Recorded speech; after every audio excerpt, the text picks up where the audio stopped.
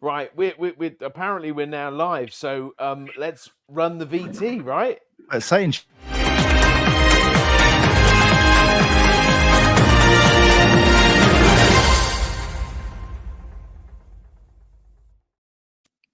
hello, you beautiful people. I can't tell you how gorgeous it is to be with you today. Although I understand the weather around the UK is a bit pants. We'll get to that in a second. Welcome to News and Views with the EV Café, 30 minutes of what's happening in zero-emission transport with expert analysis from the EV Café crew, brought to you this week in partnership with the AA, who are always ahead. Now then, today's opinions on a stick are Pablo, Paul, the wonderful Kirby. We have Sam with big ears behind him, which is lovely. We have Sarah, although Sarah is just available online. You're about to look at the Woman of the Year shortlist, Sarah, is that right? I think you should wear that differently, but yes, I'm on a train on my way and we will be choosing a shortlist today. But I just thought for people's privacy, I wouldn't come on camera whilst on the train. Thank the Lord. And sadly, Johnny, up to his eyeballs in various things still. So bless him, sending our love. Hope you're all well. Now then, shall we crack on? Because we have loads and loads of good news today. And then the last story is a bit iffy because it's about, one of us. So don't hang around for that one. Last one, rubbish. Anyway, rubbish, boring. Coming up. Public charging brings out the copper knickers. Has anybody got copper knickers? Saz, that's definitely Saz. I think. Yeah. My reputation Saz has precedes hit me. the news. Carbon emissions in infrastructure and buildings have got a new tool to move towards past 2080 compliance. Does it First one's about Saz and the second one's about Sam. Does it get any more exciting, Paul? I mean, that's past 2080. Woohoo! BT listens to EV drivers and repurposes street furniture. Do you see what I did there? BT listens to EV drivers. Don't know why I bother. Grid connection process has been sped up by up to a decade. That's remarkable. And the final story, which nobody will be interested in, Sam Clark voted the #1 decarbonisation power player 2024.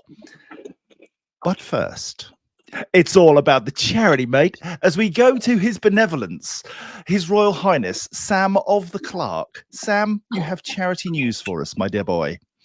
I do, thank you, John. I think, as we've said many times on the show over the years, we donate to various charities as we can on a monthly basis, and one of them that we did recently was a lovely chap called Scott Nichol, who is the father of one of the guys that works at GridServe in the HR and people team.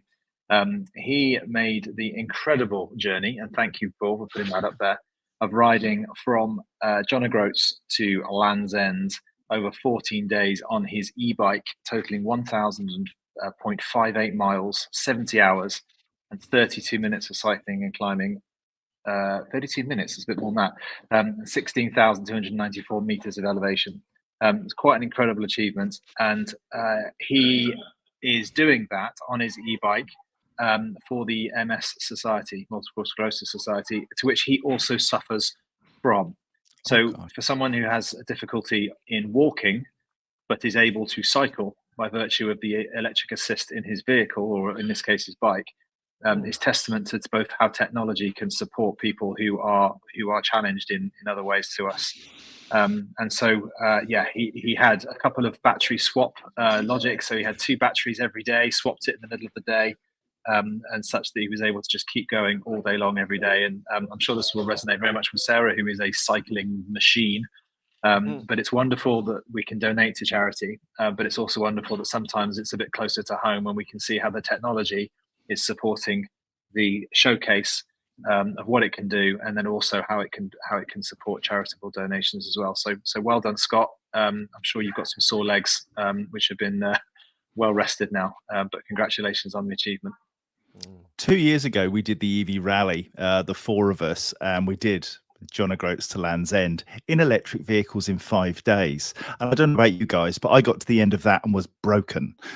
So trying to do that on a bike is just the most remarkable achievement. Fantastic. Well done, Scott.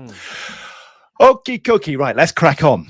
This is the Coppernickers story. Electric vehicle public rapid charging network Instavolt has introduced additional security measures following a spate of cables being cut, which are leaving chargers unusable and harming critical infrastructure.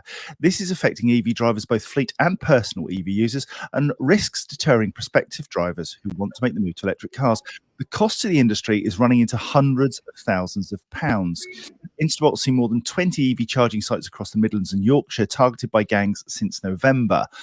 And the company's introduced robust measures around its charging stations to deter any further damage, including installing extra CCTV, security patrols, utilising tracking devices to ensure Instavolt cables can be identified, and using smart water to tag property. Smart water is really clever. It consists of a liquid containing code, and the presence of smart water can then be seen under ultraviolet light. This is a massive, massive challenge for the industry. I guess, Sam, with a lot of your sites being hubs and they have people, they are relatively secure, but you've got other destinations like motorway service stations where there isn't an immediate person on hand. Yeah, that's right. And Instavolt's story is not isolated by any stretch of the imagination. It's also something which is being happened actually across solar farms across the UK as well, where there is tremendous amounts of cabling between all the solar panels, and that's also a target for thieves at the moment. So yeah, the sites at things like the electric forecourts are a little bit easier because they're highly secure and manned. But and the MSAs for us, the motorway service areas, aren't too bad because they're so very busy, and there's someone there nearly all the time. It's probably some of the quieter locations, I would imagine, that are more targeted because it's easy to steal something without being seen. But yeah, it's a big problem, and we're all having to tackle it. Yeah, we've seen joyriders in car parks smashing up chargers as well, and we've seen people through frustration smashing screens as well. So there's all sorts of different areas and charger age and all the rest of it that links to this. So there's a number of criminal related activity that we need to resolve as things get busier and as this infrastructure gets more widely used. I suppose these sort of articles are inevitable. I've just got to find ways of mitigating it now. And it's important to keep this in some sort of perspective. 20 sites for Instavolt. I just saw a message from Shane Rees there popped up and said that we've now hit 60,000 charge points on ZapMap today. So yeah, in the scheme of things, it's very, very frustrating to have this theft and vandalism happening. But in the scheme of things, Paul, this is pretty good news. 60,000 chargers in the UK.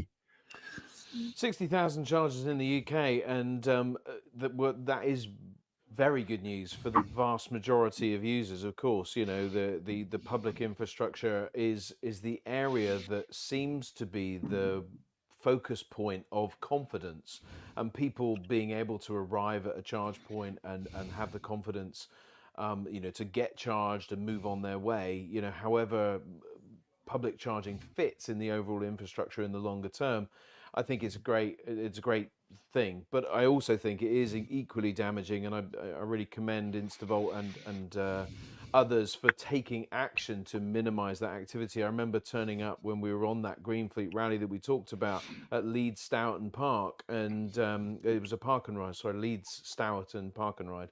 And they'd had 2 DC chargers, and all 4 cables had been stolen within the previous week, and it was very disappointing. You know, these are sort of showcases of the excellent work that people are doing, and of course being damaged. I mean, we know that this is going to happen. Where there's muck, there's brass. You know, people are just kind of going and taking stuff and selling it on. I think the industry, particularly the scrap metal industry, needs a real good cold hard look at itself. Kirsty Robinson asked if there's an article and a link we can share. I can post that later on, and will do. Sarah, you're right. Well done to Instavolt for bringing this subject to light. We've all seen it on social media, these photographs of cut cables. And I didn't realise, but copper is currently selling at scrap value for about £4 a kilo. There you go. Who knew? But it needs to stop. So if you're doing it, stop it. Let's move on.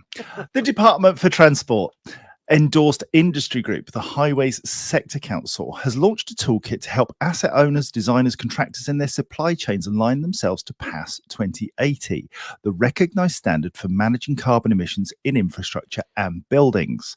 The tool simplifies their journey by tailoring content to their role so that they can focus on what PAS 28 means to them and what they need to do. The free-to-use tool is available now and includes a readiness survey to help users understand where their organisation sits on a scale of alignment to the standard. And this will help funders, designers and contractors affect carbon levels embodied in our highway assets, particularly from production and use of concrete and steel and from diesel emissions of materials, transport and construction plant.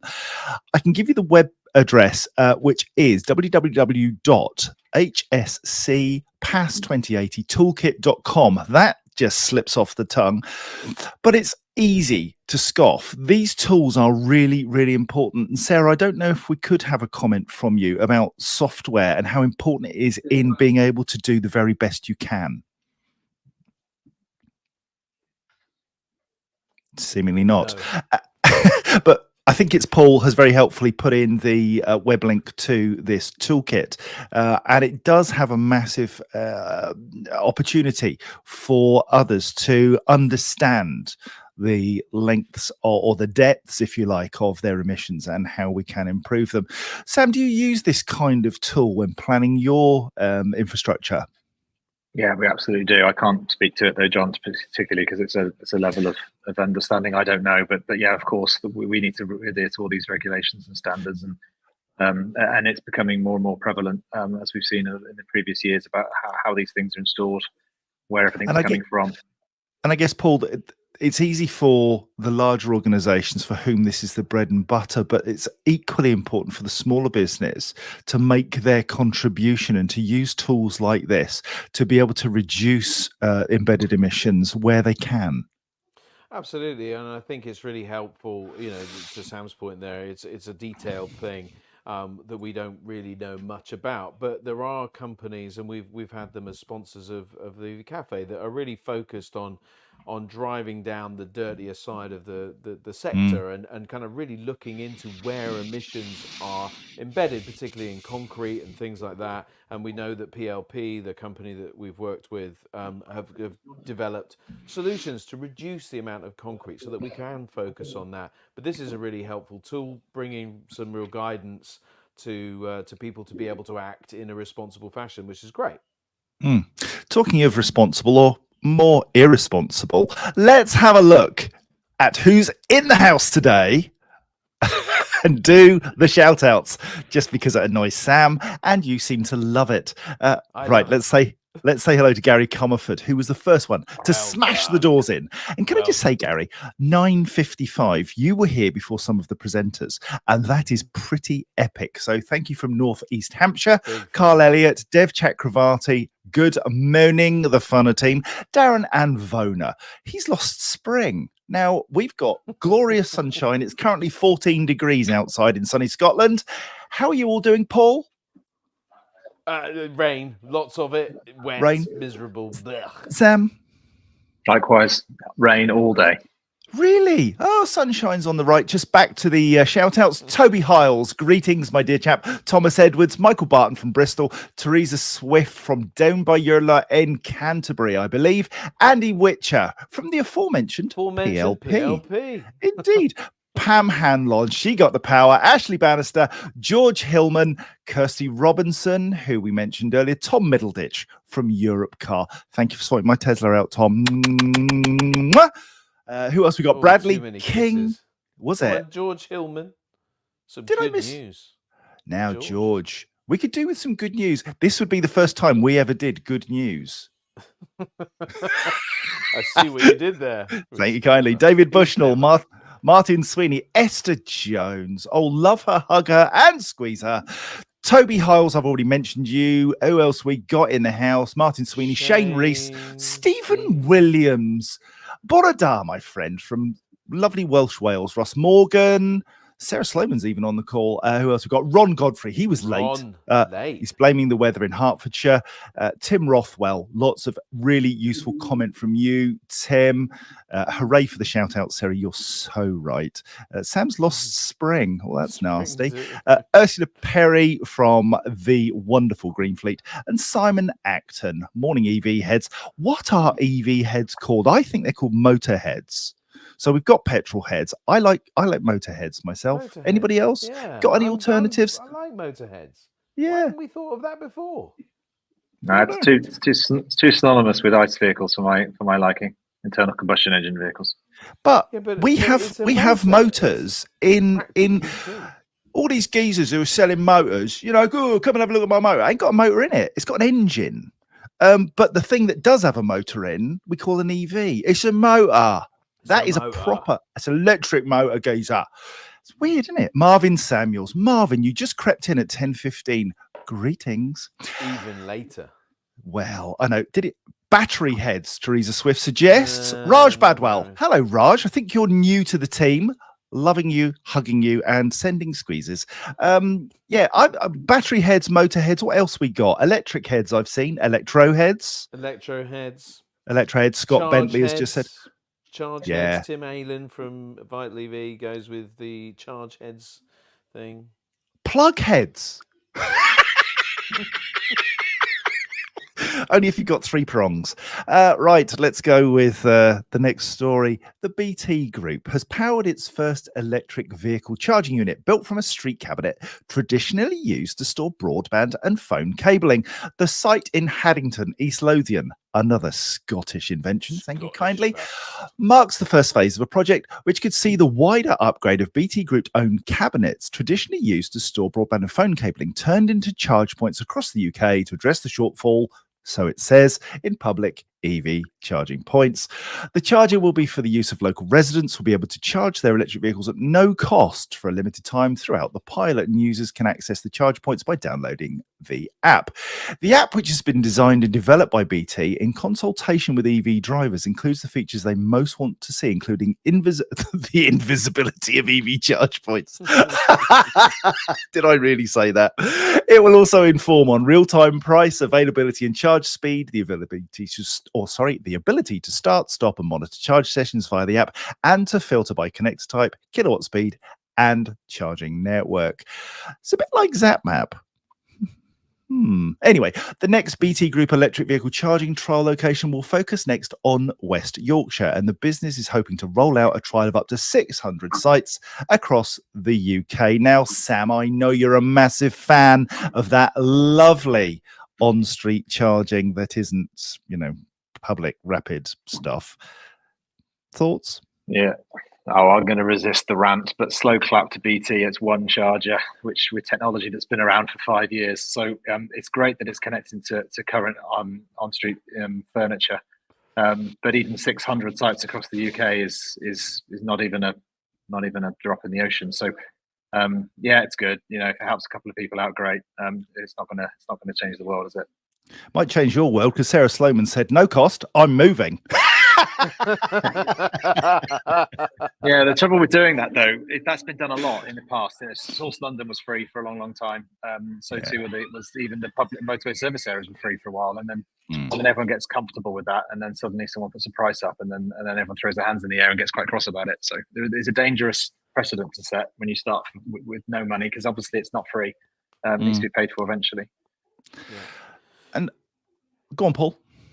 Well, I mean, I'm the yin to Sam's yang, aren't I? No. Because 600 in key residential areas that enable people to access is all good. We've talked about this many times. There is no one silver bullet, and public charging is without question not the silver bullet. It is a part of the solution, and high speed rapid charging is, given that vehicles are stationary for 95% of the time, and I'm talking about cars here, I know I don't normally do that, but they're stationary for 95% of their time near their residence often, and this is another bit of the silver buckshot that needs to be out there, and it will challenge the world of Virgin Media and other other roadside kind of paraphernalia that can be electrified and can provide a solution for many.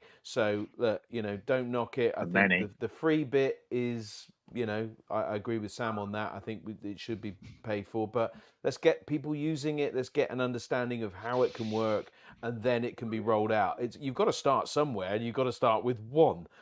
So why that should be a bad thing, I don't know. But That's just so late, isn't it? I mean, Virgin Media have been talking about doing this for. I mean, I remember going to interviews with Rob Llewellyn 5 years ago about this. It's taken them a yeah, long, long time. Probably because there's but so much red tape and bureaucracy with the councils. It's taken exactly. them. So So there's the the chances thing. of rolling out another 600 is highly unlikely in any reasonable time frame.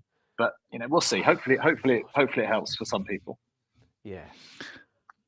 Let's hope so. Now then, Raj Badwal makes a very, very interesting comment in the comments here. At 10:19, he said, I made money in April from running my solar and battery that's running the house and covering 800 miles in my EV. And we just got to stop there for a minute, I think. Hold the news, hold the front page, because that's phenomenal. When you think about it, that you can invest. Yes, of course, there's a huge capital investment in putting in a power wall and the solar panels and so on.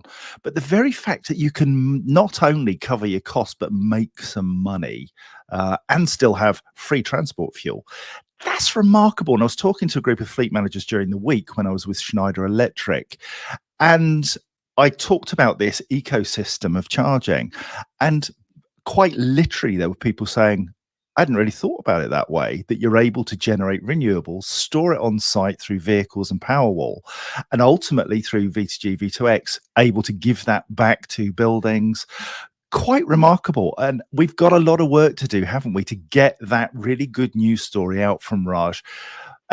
Paul, you go around talking to lots of fleets. Are there very many that are using this whole ecosystem approach to make, one, the carbon savings, but two, to take themselves off the grid?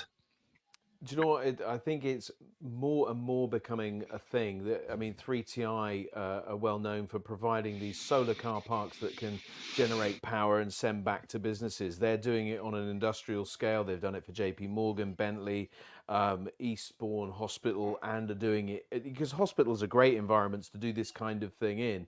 So for businesses, for public sector, for operations of all kinds, it is a really good thing to do. And I think it's at its infancy. I think there is a real opportunity to get that what do they call it, democratization of energy back into the hands of people, so that we can make positive decisions about where we use our energy, how we send it, how we store it. And some great vehicles. We need the vehicles to come to market, but there is a few vehicles. We heard just the other day that the Canoe, the American vehicle that might come to the UK, is bi-directional as standard. So, are we looking at the future of doing all of that coming to market? And it's great to see the trials that are going on. 3TI are involved in that, and a number of other companies around the country. So it's great to see. I mean, that innovation is key. Sam? Yeah, Paul mentioned the fleet element. I think for me, it's not about the vehicles and it's not about the companies that lease the properties. It's about the landowners that own the buildings, to which there are huge amounts of real estate on the roof where the solar needs to be. So there are thousands and thousands and thousands of acres of space on the roof of all the buildings that need to have solar on them. That's the best place for the energy generation to occur. And so it's the landlords, I think, that really need to start to join the party that is fleets and business owners to create that solution, which encompasses all of these different bits of technology, which work just as effectively in a commercial setting as they do with the example in domestic sector. I think Sam makes that good point perfectly. It's about the collaboration and about realizing that there is new stakeholders in this whole energy transition. Alec Peachy with Transport and Energy kind of brought them together, didn't he? Transport needs to meet with energy and kind of work it out, because there is an opportunity to minimize the dependency on the grid, to maximize the profitability and minimize the cost of this change as we go forward. And I think collaboration is going to be critical for that. One of the key things, which of course we all depend upon to a greater or lesser extent, is connection to the national grid. And our next story, electricity networks in England and Wales have enabled the grid connection offer dates of over 200 clean energy projects to be brought forward by up to as much as a decade.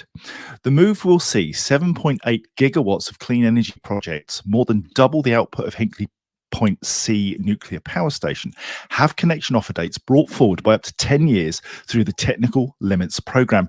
The scheme is allowing projects to connect to lower voltage distribution networks prior to reinforcement of the high voltage transmission network. Networks have so far sent offers to 203 projects with an average connection acceleration of 6.5 years. In total, 393 projects are eligible for the programme, with a further 190 projects able to receive accelerated offers once they have progressed through the connection offer process. And this speaks to two things for me. It's one, that how on earth did we get into that situation where we've got 10-year waits to get a DNO? And the rest. Well, yeah, go on, Sam. What? This is a Well, really massive issue. Yeah, it's a tremendous issue, and this is a good news story. Don't get me wrong. You know, some of the lead times we've seen is 10 to 10, 20, some cases 20 or 30 years for a grid connection at unbelievable values. So we've got to do everything we can to get the power where it needs to be. That's the most critical thing. But don't be under the illusion that this is another silver bullet. There is a hell of a lot more than this that needs to be resolved. Particularly going back to the depot sector, doing a lot of work with hauliers at the moment to try and electrify the heavy goods vehicles, and one of the biggest issues we've got at the moment is the DNO constraints with the getting the energy into these buildings. So there's a huge amount of still to do. Having said that, it's a positive news story, and it's showing that the industry is recognizing, or the affiliated again industries are being held to account in terms of getting a wriggle on, because we can't deliver the infrastructure unless we've got the power to do it. Absolutely. And I guess it's quite easy for large organizations to get those DNO connections through their connections and raising the cases for review quite quickly with known individuals. For smaller operators, that must be a real bind. You know, the likes of a fleet who are trying to get a grid connection locally can be a real challenge, Paul.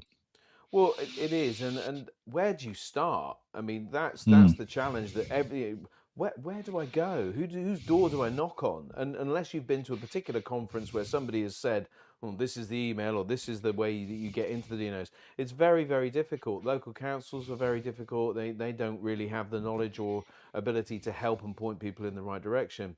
I think this kind of raises two points. I think the knowledge base that's required.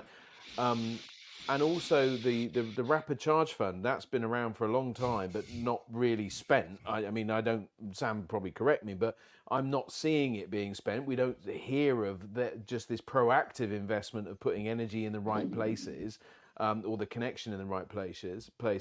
But it also speaks to our previous story, because there are grid scale battery opportunities with solar, great big solar farms pouring energy into the batteries. Grid scale 50 megawatt is perfectly doable these days, apparently. And there's a lot of battery technology. I was at the solar and storage event this week, and saw some new technology coming to market. Lots of companies providing this sort of, when we compare the cost versus the DNO connection versus the battery storage and maybe solar in tandem, which then gives us free energy and we own that and we can move it, all of that suddenly becomes, hang on, why are we focusing on all our time on grid connection when we could do battery storage and energy? I don't know if it works on the big scale for a long period of time, but it feels like it should. I mean, Tristan Dorman says exactly that. Battery and solar is a no-brainer, particularly with the issues with DNOs. And Carl Elliott, we have 900 plus cells on our office roof, providing free charging for our EV fleet. Good on you, Carl. You got it bang on there, my friend. Right, let's move on to the fifth and long-awaited story. We're delighted to announce that our very own Sam Clark has been voted Motor Transport Publications #1 decarbonisation power player in 2024. The decarbonisation power players list, now in its third year, acknowledges the top 25 influencers who are aiding the UK road transport industry in achieving net zero carbon emissions. The list is compiled by a panel of judges, including previous year's winner, Ollie Crawn, head of sustainability at DPD. Judges on the panel described Sam as a continual industry presence. So is Piles. That's continually present. Providing I'm so loving the fact this is making Paul just laugh and snigger. This is brilliant. Keep going, please. Anyway, go on. Keep going. A continual industry presence, providing a positive, can-do attitude to environmental logistics. And frankly, we couldn't agree more, could we, Paul? Honestly, no, we couldn't agree more. I love it because the one thing we know about Sam, he is an absolute 100% advocate for the transition to zero emission transport. And you want somebody passionate, you want somebody that is determined, that is knowledgeable, that is articulate. And we couldn't find that, so Sam will do. But no, Sam is all of the above. And you know, he's intransigent, he's obtuse, he's awkward, he won't budge, he's stubborn. That's exactly what we need for somebody to lead the transition. So for all of the right and wrong reasons, Sam's perfect, and we love him. The comments, before I come to you, Sam, the comments are absolutely outstanding. Ron Godfrey, blimey, we never get to hear about Sam's awards and world records. And congratulations, Sam, says Dev Chakravarti. Guinness World Record next, Bradley King, as long as it's not electric delivery bikes. Our audience know you so well, Sam. Sam, They do, don't they? You must be thrilled. Yeah, thank you for all those comments, and Paul for yours too. It's very humbling to be on. I think, well, we've all been on these lists for many years, and it's a great privilege, and I'm very humbled to be on them. To be #1 on any of them is a whole nother level. And I'm sure Sarah would echo this with her Barbara Cox Award last year. So I'm very, very grateful. And amongst people like Chris Welch and Bob Moran and the other ones in the top 3, amongst many others, is quite incredible. So I'm very very grateful, very humbled by the judges giving that award to me. So I shall dine out on my #1 for a little bit, and then I'll shut up and not talk about something else. But the other thing I wanted to mention, though, in this forum, is that list is a little bit more. It's a bit smaller than the Greenfleet one. It's 25 members of the transport industry, and a very large proportion of those this year were entrepreneurial, and they were linked to EHGV related activities as well. So it kind of just goes to show that there is a lot of new thinking out there, new ways of doing things, and people being recognised for that. And indeed some government representation with the likes of Bob Moran and Isabella Panovic as well from Innovate UK. So it's really, really good to see that not just my #1, but just the types of people that are on that list are the right people that are going to make a difference, a material difference, so that we can deliver sustainable energy, move the needle on climate change. So I think Sarah very kindly said, I'm a small cog in the wheel, and if I continue to be so, and we all continue to be so, then we'll make a difference, because many hands do light work, right? So, but yeah, I'll keep fighting the fight alongside you guys, and keep doing stuff, material stuff. That's the important thing. Actually doing. That's what I'm most passionate about. Yeah, thank you, Sam, and congratulations, Paul. Final word. Can I just take one issue with?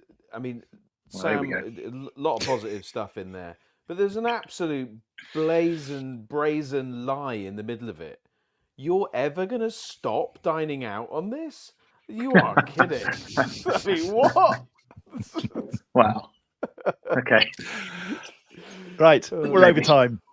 If you got any zero emission transport PR or news stories you'd like us to cover, please send them to us at hello@evcafe.org, or we'll have to just rerun this story about Sam winning yet another award. Until next Friday, it's goodbye from me and it's goodbye from them.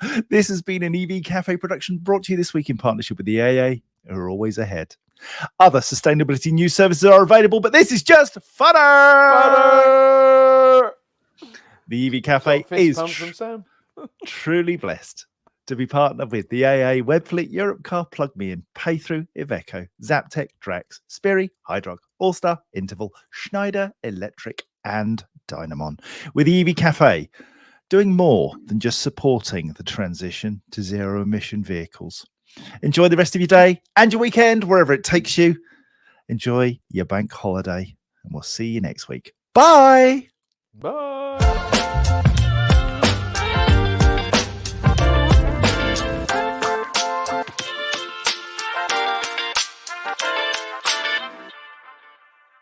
How Marvin Samuels. Sorry.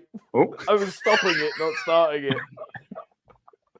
you were almost immaculate up until that point. You didn't, Up you until didn't that, take a step I wrong. did it deliberately.